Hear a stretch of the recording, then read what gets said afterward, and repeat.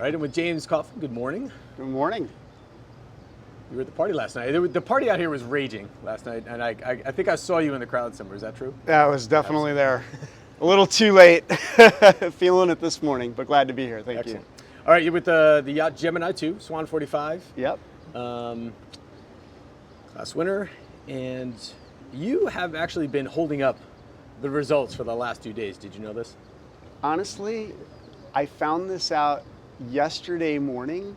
We hadn't been checking the notice boards. We weren't contacted directly about the protest. Had no idea. All right, so we get to. So there was a protest outstanding that had your name on it. Yep. Found out last minute. Oops. And so this race, right, is there's the start, the middle, and the finish. Mm-hmm. And often everyone sort of focuses on the other two, but the finish can actually be one of the hardest parts, aside from not running aground onto the reef. It's just finding the finish line, right? So how about this protest? What happened?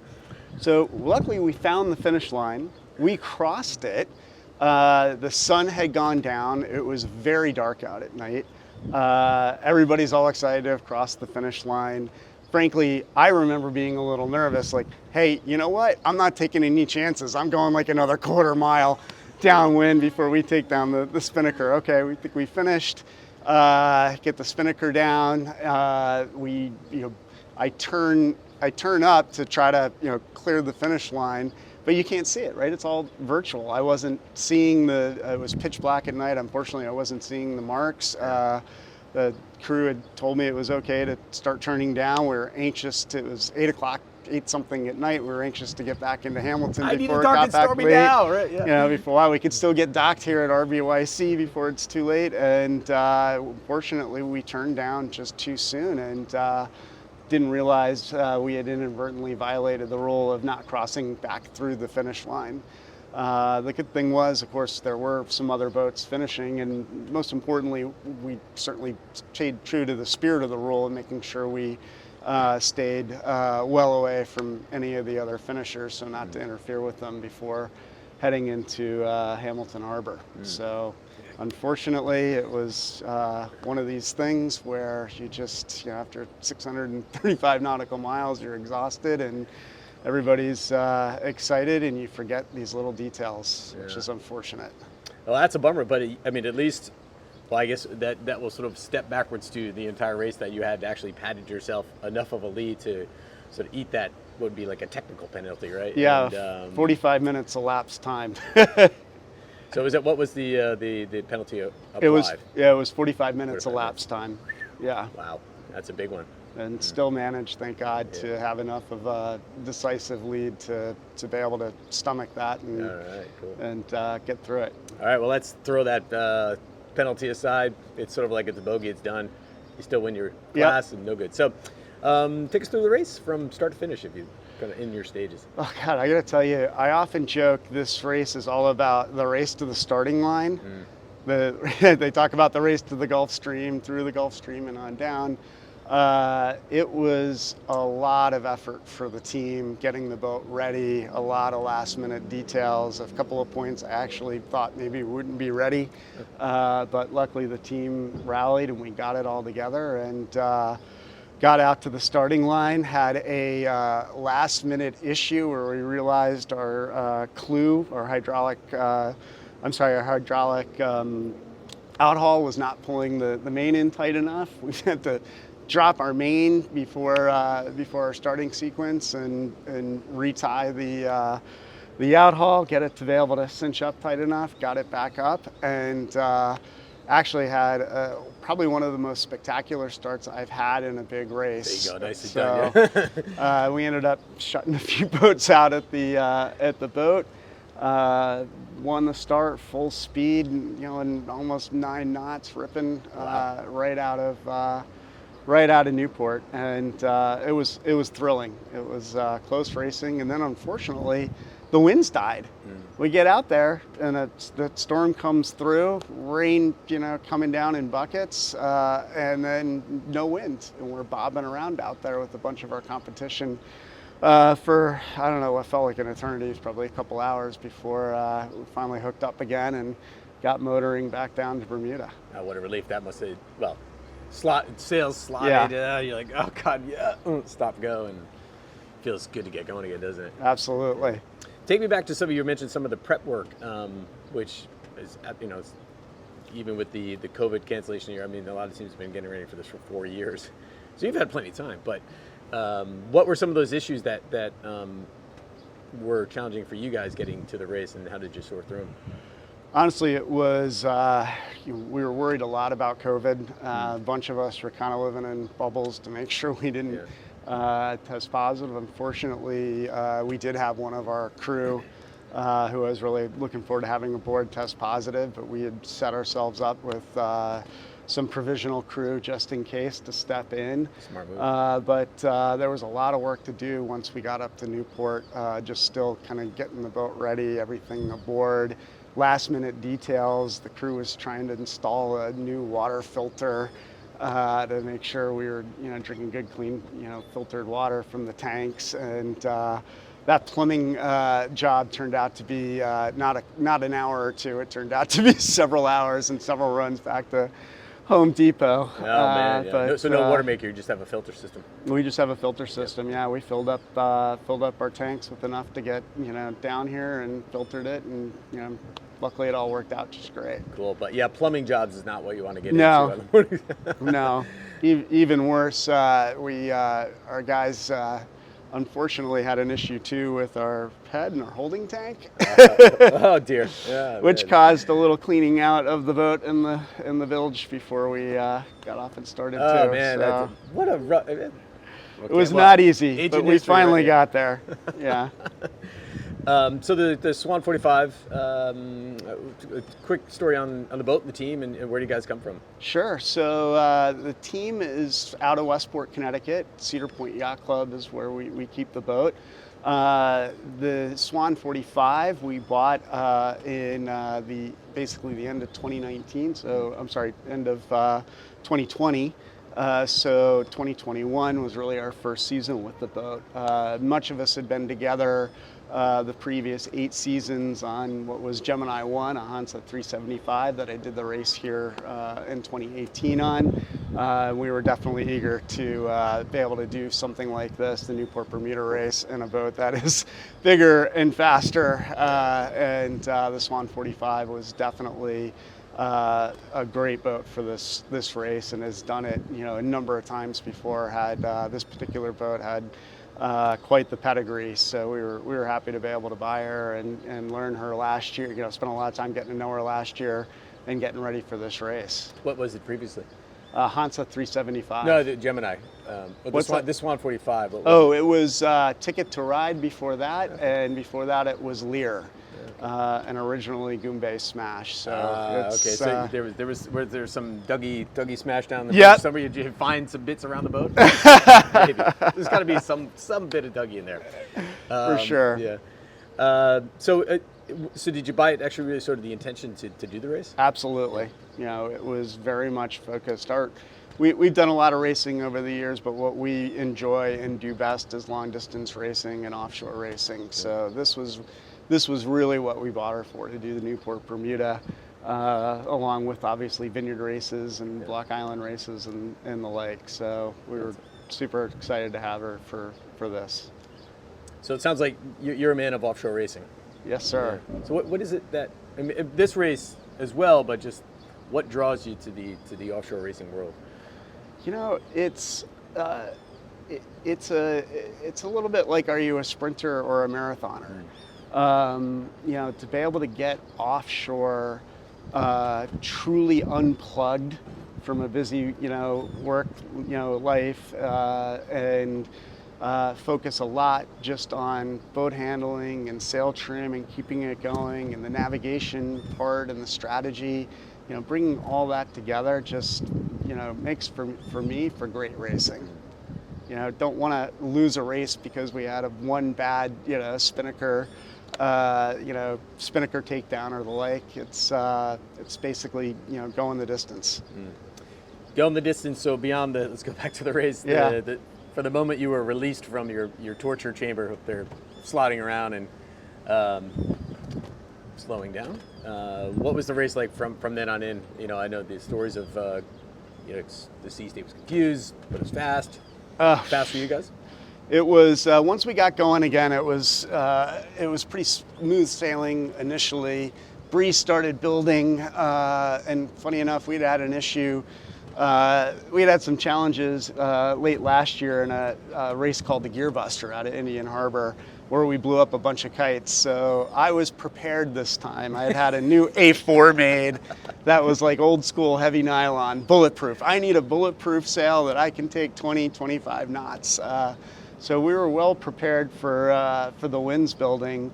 But I got to tell you, once we got to the Gulf Stream, it was one of the roughest Gulf Stream crossings I've encountered in my years of doing this. The sea state was incredibly confused. The breeze was up, and we were probably a little over canvassed at times, and kind of getting tossed around out there. Had a couple of broaches. Unfortunately, one of those had an accidental jibe, and one of our crew members, went down, hit his head. Thank God he's okay. We had a preventer on, obviously rigged for safety, and I have a bent stanchion to prove it. So yeah, after taking our lumps in the Gulf Stream and getting tossed around, we finally went a bit more conservative. For the rest of that part, took down the spinnakers, took you down a notch, yeah. Put up the jib top, and took it a little bit easy till we got out of the stream a little bit quicker than we thought, and got to sunrise, and it was start shaking out reefs, get the tip top down, get a spinnaker up, and get cooking again. Yeah, it's like we've been describing the true dark and stormy. The drink, with the rum yes. on top and the sunshine on the bottom. That was, you finally get into the ginger beer at the bottom, aren't you there? Absolutely. Yeah. Champagne sailing, but that's interesting. I mean, that's like these lessons of offshore sailing, right? Is that, that next time you'll anticipate that better. Absolutely. Yeah. In fact, as we were going into sunset the next night, and the winds were still pretty breezy, and the boat was cooking. We were hitting new high scores, from watch to watch.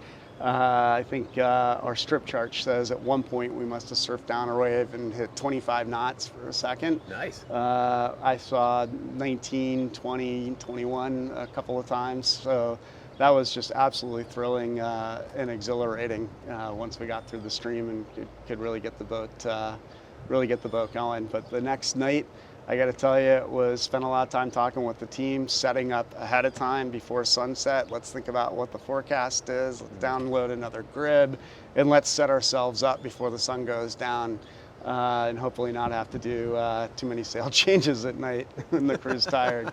Let's not broach anymore, right? Yeah. Let's stop the broaching. Yeah. Well, that's cool. So let's run through the crew lists, because you definitely weren't single-handed this beast down here. Oh, no, for sure. We've got a great team. One of my main right hands who helps me manage the program, Zach Amashinsky, been with me since 2013 on the hunt when I first bought the Hansa. And it was really him pushing me for many years to get the Swan45. And his special human trick is he is just tremendous at recruiting crew and talent, and particularly really good young talented crew. So we've got some great collegiate sailors in the race with us. I think I had 4 guys under the age of 23. Chase Reynolds, college kid. John Mears, college kid, did bow. We had Mix Walters, a Latvian sailor who came over and is spending the summer here in the U.S., and we brought him aboard. Our navigator was Peter Fine, who's a veteran of this race and had raced with Zach on Signet, Swan441 in this race a number of times. So we were very happy to be able to pick him up. Ken Wisdom was one of our watch captains, been a good friend of mine now the last few years, and he's getting excited to take his boat Ohana into the race next time. And I talked him into, you really want to do this race with somebody else before you do it on your own. Yeah. Develop an appreciation of what's all involved and what's it about. And another key crew member also out of Cedar Point, Trevor Roach, who's a tremendous one design sailor and racer. He's got a J109, and he was eager to do this race and decided to join us. So it was great to have him. We had one pro on the boat, Cooley, who a lot of folks he's put a few know. miles down. He's got a few. So he wasn't allowed to touch the wheel, and complained about it constantly. There's no fair on this rule. Just tell us what to do. Yeah. Make sure we don't make any too big mistakes. So it was a very well-rounded crew. And did you spend most of the spring block race? And I mean, how many events did you do before? We did basically the Block Island race. We tried to do the Indian Harbor Gear Tester, which was no wind, and a number of club races, and just get out there, frankly, as a team a number of times just to practice, and make sure everything was working. So, awesome. Let's get sort of want to go back to a little bit of the prep again on both.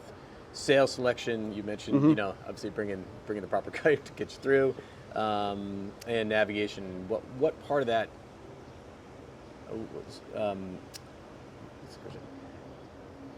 take me through some of that prep and how far out you have to do it? Oh, I got to tell you, talk about far out. I mean, we were thinking about it all last year.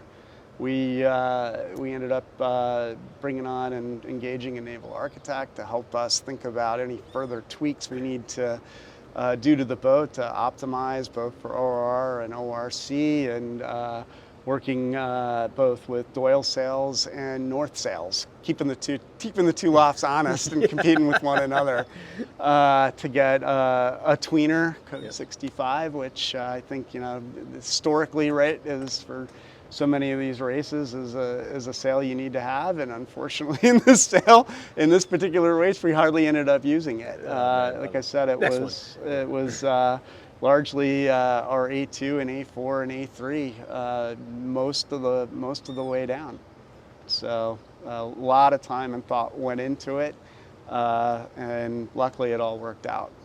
And on the nav side, did the race play out as you had routed yourself? Well, I think we certainly weren't expecting to be becalmed within an hour or so after the start, which was pretty frustrating. But things were largely paying out for a while for what we expected. I will say, unfortunately, all that great Gulfstream analysis we had turned out to be relatively off. We were all hoping we were going to get that long meander down to Bermuda, and we just didn't find it. I think it either had just moved out east or reshaped itself by the time we got down there. But we hit the north wall about where we thought we would. Like I said, it was pretty confused state, but and we got out, unfortunately, a lot quicker. And then it was really just, our strategy, our navigator was more or less kind of bombing the rum line. We didn't want to go too far out chasing current that may or may not be there, particularly after our Gulfstream wasn't quite what we expected. So just keep the boat moving, and we ended up a little further west than we probably would have liked or planned as we got closer to Bermuda, and the winds lightened up. But so it ended up being a jibing duel with us and a few of the other boats in our class, and a few not in our class. But we just make sure we were careful, playing every shift we could, driving when we could, keep the boat moving, and getting us finally to the finish line. How was that final push? Did you just sort of get everyone, as a skipper and a captain, to motivate everyone into that final? I got to tell you, it was. We knew we had 30 miles to get about 30 miles left to go. We knew it was getting tougher. The winds were lightening up. Right, we're basically trying to go downwind, and we got Cooley and our navigator and the crew kind of gathered together, mostly in the cockpit, and we just said, look, we got to look at this as like it's one long 30-mile leeward leg of a regatta. So let's get this, guys. And we put basically our two of our best helmsmen behind the wheel, who are actually the college kids, and just keeping an eye, keeping a close eye on the wind direction and the shifts, and making sure we didn't screw up any of our jibes. Just try to keep the boat going. And And at that point, did you know where you were relative to boats in your class in the overall standings at that point, or you just sort of let's just get the We finish were line? mostly focused on the class. Yeah, we were downloading that yellow brick, leaderboard every hour. And we got, it was, much of the way down, it was basically us, Cougar, and Crazy Horse, relatively close to each other. We couldn't necessarily see each other, but we knew we were leading the pack. We knew which were the boats we needed to be focused on, though there were a few behind us I was keeping a watch on because I knew they were capable of potentially reeling in some miles. Unfortunately, we were able to keep them close enough to still be able to correct over them when they finished ahead. That's awesome. And then, so you had the arrival, which sort of flows. Is the one thing we haven't covered in a lot of these interviews yet is actually what happens here at RBYC, which is it's almost like it's the second race, right? Yeah. You got the awards on Sunday, which now you got to stay for, and you kind of have to pace yourself through these nightly parties here, which just seem to be getting bigger and bigger every night. And, yeah. But I mean, once you're on island here, what's it like? Sort of once you get here. Well, I will say, like, you finished the race, and as I said before, it was pitch black at the time. The sun had just gone down.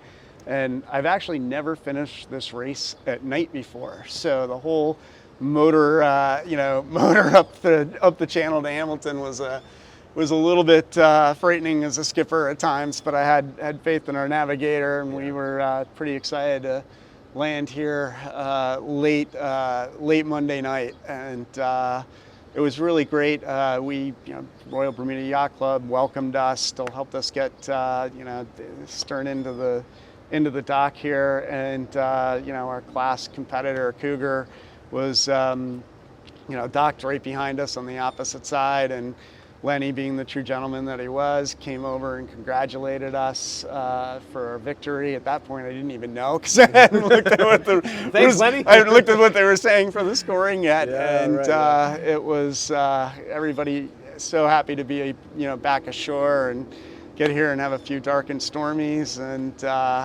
enjoy the night. Yeah, it was very kind of the yacht club to open the bar at 7 a.m. Yeah, absolutely.